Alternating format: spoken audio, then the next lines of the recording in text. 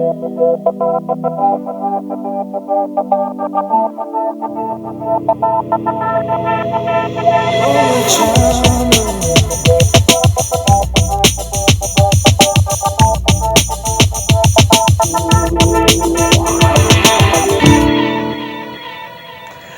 everyone and welcome to another edition of Sports Timeout. I'm Anthony Polidano. Kevin Lozon will be joining us on the set shortly, but first, it was quite a year for the Stevenson baseball team. This past spring, Joe Manuel's squad went 32-6, finished the year with 14 straight wins, and beat Ann Arbor Pioneer, the defending state champions, to win the state title. The man that guided them there was Joe Manuel, becoming the second local baseball coach to do it, the first since Dan Barnabo back in 1990. We sat down recently with Coach Emanuel and talked to him about the season as he had a little chance to reflect. All right, Joe, when we were talking right after you had won the state championship, I asked you, how do you feel? And you were kind of in shock, and it hadn't sunk in at the time. Has it sunk in now? Yes and no. I mean, it's starting to sink in. You just sit back and to take it all in, but there are also times when I'll think back to the game and I'm just kind of amazed that we still beat a team like Ann Arbor Pioneer. And when I talk to some of the people that, like I was at Michigan camp, and they're just saying, how did you do that against that kind of a team? And that's when I say no, but for the most part it's starting to sink in. Now, when you think about that, do you think about kind of your place? Because you're in pretty select company now. There's a lot of great coaches that never make it anywhere close, to a state final. I know one of the guys you've learned a lot from, Rick By, has been, a legend in Macomb County, and he's made it there several times in football. But he hasn't. You have what all these guys that you look up to don't have in some cases. Does that kind of hit you? Yeah, I mean, it's a special thing to win a state title, but I would never take anything away from what they've accomplished. I mean, getting to the finals 3 times, win or lose, is a phenomenal feat. And we're all in this together, and he's been nothing but happy for us and our program, and we do all this stuff together. And as far as, I feel fortunate. I do. I feel very fortunate that we've been in a position to win it. Did Coach By say anything to you after you won? Well, Coach By is, even along the way after we won it, I went to him about, talking to the people at the celebration, and I just do a lot of things through him, and I take a lot of advice from him, and he's been a mentor to me, and I owe a lot to him, a lot with everything we've done with our program. So, and Rick is very good about helping. He's just a great guy. Now, when you took over the program back in '98, we interviewed you back then, and the program was a lot different, the field was a lot different, and the outfield was kind of an orange construction outfield there that your players could dive through to try and get to balls. What was the state of the program when you took over? It was a mess. We hadn't played many games at that time. I think they were playing like 16 or 17 games a year, and things have improved drastically over the years. But it's taken a lot of help from a lot of different people, and we have great support here. And we play 30, 40 games now. We've traveled to Michigan. We've done a Florida trip. But a lot of that comes from the people in this area and the willingness to help. And it's come a long way. The state of the field at the time, it was kind of a sand lot or a parking lot. How important was it to get it looking like a ball field? So, the coaching moves you made or the techniques that you teach didn't have to hinge on it hitting up a rock and popping up, 10 feet in the air over someone's head. How important was it? Very important. I think that, kids at this day and age, they want to see things in a positive manner, and when they come out here to play now in the springtime, I think our kids are excited to be here. We've, added a home run fence, and we've added flags, and again, our booster club has been phenomenal. And, I got to mention Dan Wesner. Every year he donates something to us, and I really believe that kids work harder when they are in an appearance of a nice place, nice uniforms, coached and organized practice. They do much better when those things happen. Part of what goes into organizing your practice is one of the things that kind of sets you apart. You have a great staff around you, and you put in place your assistant coaches, Hastings and Millette and all those other guys, Paddock and down the line. Is that, how much of a help is that? Because it seems like it's hard for one coach to do it himself. You have to have different coaches that have different strengths and personalities. And you seem to have assembled a pretty good collection of guys that, certain players with this personality can go to, and they can receive instruction in different ways without it coming across as harsh on them. How important is that? It's very important. Our staff, that was one of the biggest things that I went to Coach By about, and I talked to him about what we would need to do to get the program to where we would want it. And one of the big things is you got to have coaches, and you got to have people that believe in your system.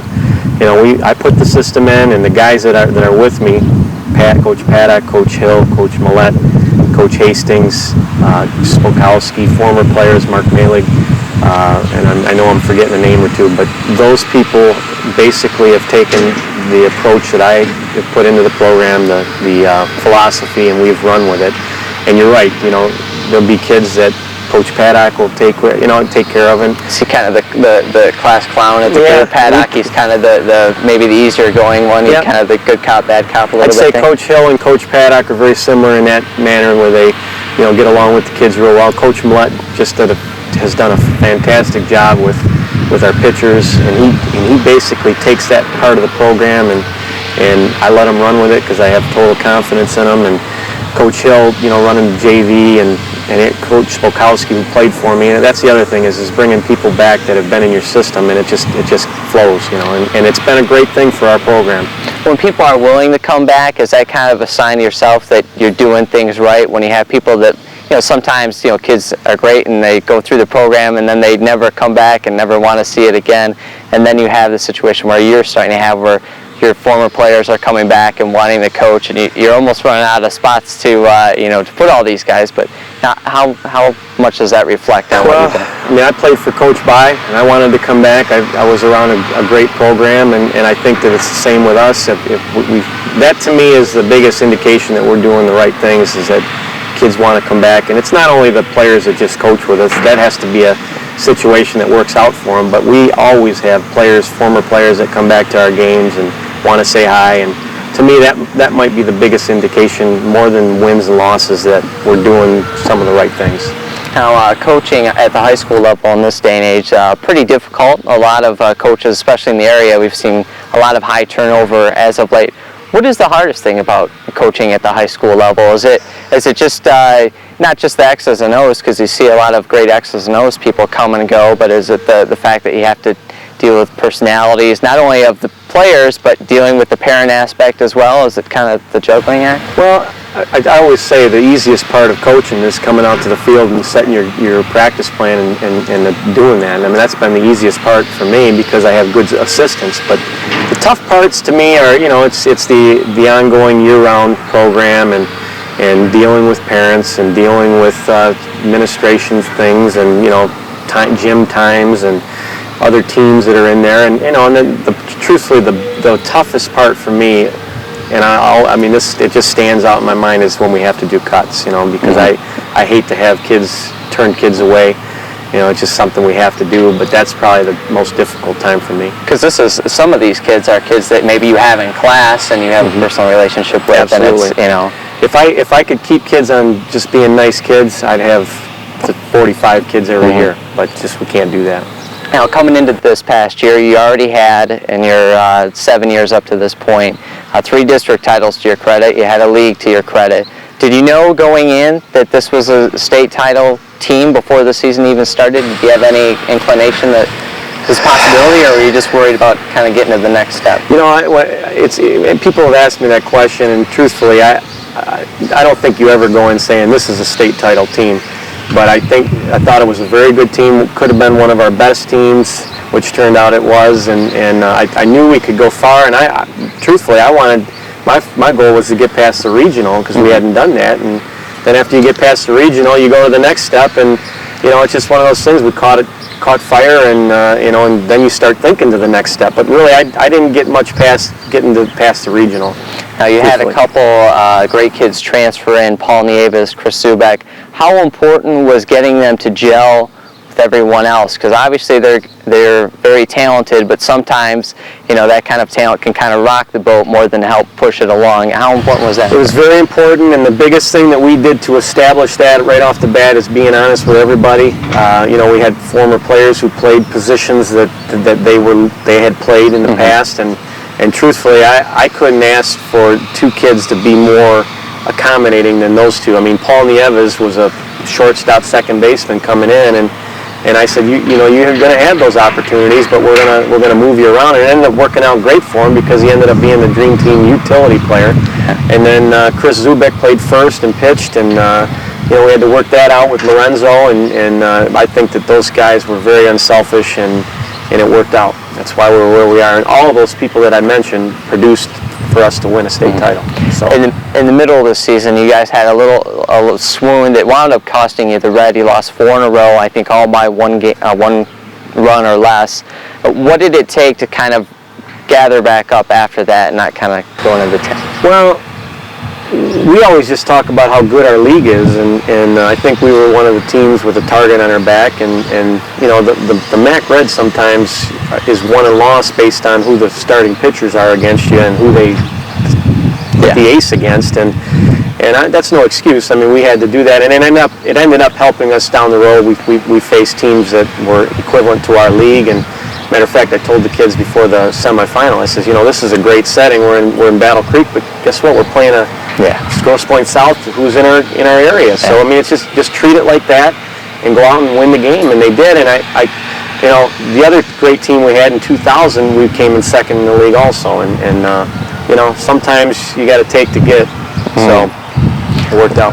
What was a key moment for you in the playoffs, do you think, that kind of got you over the hump, if you have to look back and pick out one spot that, you know, this was the kind of deciding the key spot for? Well, the biggest part for me was, you know, I went to visit in Toledo, went to a clinic and talked to a guy named Gary Gilmore from Coastal Carolina, and his big thing was on space stealing.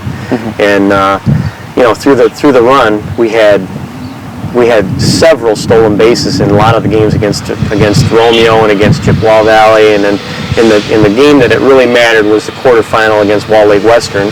Aaron Belfiore hits a double down the line. We're down 1-0. Could be over.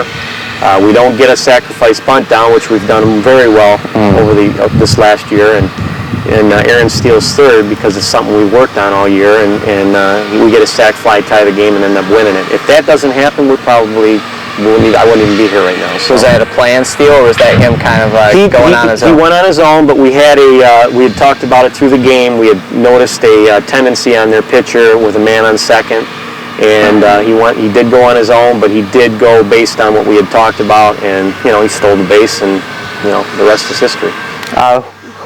Every team at the end of the year has an awards banquet, and they nominate. Who is the team MVP this year? 2. We had Andrew Stafford and Paul Nieves were co-MVPs, but I'll tell you, I could have had 7 MVPs. I mean, I can go right down the line. Belfiore 10-0. Chris Zubik comes in and goes 9-2. Eric Prost, kind of the guy who gets left out a little bit because there's such a good cast in front of him. He was just phenomenal at second base. Returned 30 double plays. Brian Martek was phenomenal in the outfield. And Aaron Carpenter didn't allow a stolen base in about the last 5 games through the playoffs. So we stole bases and no one can steal on us. So, you know, I can go right down the line. I mean, it's just tough to say.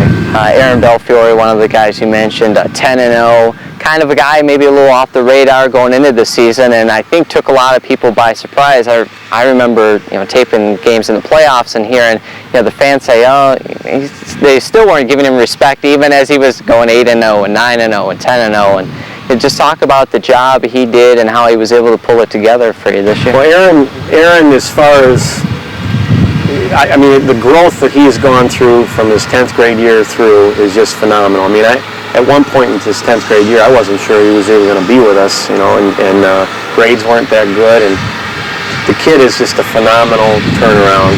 You know, at the end of the year, there was nobody I'd want on the mound more than him, and he earned the right to be Macomb County Player of the Year, and he's going to get up on our wall for it, and he's earned it. He's a great kid. Another guy that you mentioned, the co-MVP, Stafford, he's kind of, maybe in your tenure here, if you had to put maybe one face on the Titan baseball program, he would kind of seemed to rise up there as a shortstop, came up and had a lot of poise. You know, had a district title as a freshman, another one as a junior, and then to do what he did as a senior. As he almost seems to carry himself as if he was playing professionally at the high school level, just the way he conducts himself. Is he almost like a pro at the high school level, and just in terms of his poise and type of kid he is? I would say that Andrew, maturity-wise, is ahead of the game. I mean, he's a couple years ahead of the game, and you're right. I'd say that his face would be a very legitimate. You know, we've had 4 or 5 kids along the way, but he's definitely the leader of this team, and I've never coached a kid that can play shortstop like he can, and I hope I get a chance to do something like that again. And truthfully, I believe he's a Division I player. I think the only thing that keeps people from thinking that way is his size, but his heart and his ability is amazing. We're going to miss him. Most unselfish player on your team? I'd say there's a couple, but I'd say Eric Pross would be my most unselfish. You know, as a junior, you know, we had a player get hurt, Scott Tycolis. He came in second base, and we just didn't feel Eric was ready to play, to hit every day, but he was a great fielder. So we DH for him, not one word. He's a captain. You know, he's just an unsung hero. You know, he's been the guy that's missed out a little bit on the accolades, because on normal years he's an all-league player. And great kid. If we could have 9 of those, we'd take that every year. Another guy I guess I wanted to point out, during the quarterfinal game, you have your number 3 hitter lay down 3 bunts, which a lot of times, as a coach, once you get that middle of the lineup, if you give a kid a bunt sign that's in the middle of the order and supposed to be a producer and has been for you all year, you might get the roll of the eyes or whatever. But not only did he do it, he was successful on all 3. How important was Persicino in terms of gelling with everyone and having that kind of attitude as well? Frankie had a great year. I mean, he led the team in RBIs. He ended up being our 3 hitter at the end, and that wasn't a fluke. There was a reason for it. I mean, we wanted to get Anderson more fastballs leading off. Thought that was a great move. You know, it turned out to be a great move. But Frankie was what allowed it. I mean, he drove in runs, and another very unselfish guy. In any other year, he's an all-regional, might be all-state this year, but you can't have everybody on those teams. And Frankie will be a superstar for us next year, I think. One final thing as we go here, obviously a dream season for you. You lose a ton of players from that team. I think 8 players overall, and possibly all 8 going to play college somewhere, which is pretty unheard of. Next year, it'll be a different year, different team, but people might try to compare next year's team to this year. Is that fair? Unfair? Should they just kind of take this year for what it was and set it on the mantle and admire it, and next year's a new year? I believe that. I think that you need to, you know, take it for what it's worth. This is, you know, it might be a once-in-a-lifetime thing for us, and you know, we're gonna do everything we can to get it back on track, and I think we're gonna be all right next year. I'm not worried about our team. I think we've got 7 or 8 seniors next year. We're gonna be young next year, but hey, that's the enthusiasm behind it, and we're gonna coach as hard as we've done any year, and we'll get it back. And I'm you know, we think we're gonna be all right. Well, Joe is obviously a very unique coach. He came in, 8-9 years ago now, took this program over, and he has worked incredibly hard to build this to get to where we're at today. And even the fans and the parents come out and they see us play the games in the field. But the week in, week out, day to day stuff that Joe's put into this program is really unbelievable, and probably second to none of any coach in this entire state. Want to know how the Sterling Heights Police